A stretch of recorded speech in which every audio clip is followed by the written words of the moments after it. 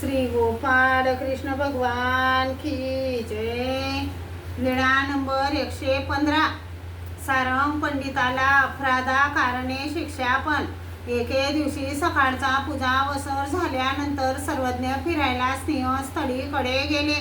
सर्वज्ञ आसनावर बसून निरूपण करीत होते तेव्हा सारंग पंडित सर्वज्ञांच्या दर्शनाला आले।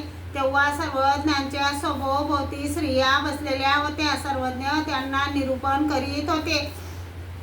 सारंग पंडितांनी ते पाहिले आणि ते मनाशीच कृषित भावनेने म्हणाले, कशा गुलगुल गोष्टी करणाऱ्या सभोवती चारही बाजूने गराडा घालून तोऱ्यात नागवेली सारख्या गुंडाळून सर्वज्ञांच्या सभोवती बसल्या आहेत। या सर्वांना नेऊन सोडावे तेलंग देशात, मग तेथे कांटील भात, मग आपण निवांतपणे राहू सर्वज्ञांच्या सन्निधानात। असा भाव त्यांच्या अंतःकरणात निर्माण झाला। त्यांचा तो भाव जाणून सर्वज्ञ म्हणाले, करा रे याला शिक्षा। तेव्हा ते म्हणाले, जी मीच स्वतःला शिक्षा करून घेईन। मग ते जे कपडे घालून आले होते त्याच कपड्यानिशी पाण्यात जाऊन बसले। पुष्कळ वेळ झाला। मग बाईसा म्हणाल्या, बाबा पुष्कळ वेळ झाला, पांडा पाण्यातच बसला आहे, तरी आता त्याला बोलवून घ्या ना।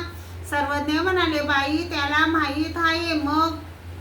मग शिक्षेच्या अवधी संपल्यानंतर ते आले। सर्वज्ञांना दंडोते घातले, श्रीचरणा लागले, मग बसले। सर्वज्ञ म्हणाले, अहो तुम्ही असे म्हणावे, कशा तोऱ्यात नागवेली सारख्या गुंडाळून सभोवती बसल्या आहेत। सर्वांना नेऊन सोडावे तेलंग देशात, मग कांटील तेथे भात, मग आपण राहू सन्निधानात। अहो धर्माचरणाच्या आवडीसाठी नागवेली सारख्या गुंडाळून आमच्या सभोवती स्त्रिया का नसाव्यात, आणि तुमच्यासारख्या पुरुषांनी तेथे काय करावे, नुसते ढोंग। सर्वज्ञ म्हणाले, अहो तुमचा पुरुषांचा जीव आहे आणि यांचा काय जीव लिया। तुमचा पुरुषांचा उद्धार करणारा एक देव आहे आणि त्यांचा उद्धार करणारा रक्षण करणारा देव दुसरा आहे का, असे म्हणू नये। याप्रमाणे सर्वज्ञांनी त्यांना निरूपण केले। श्री गोपाळ कृष्ण भगवान की जय।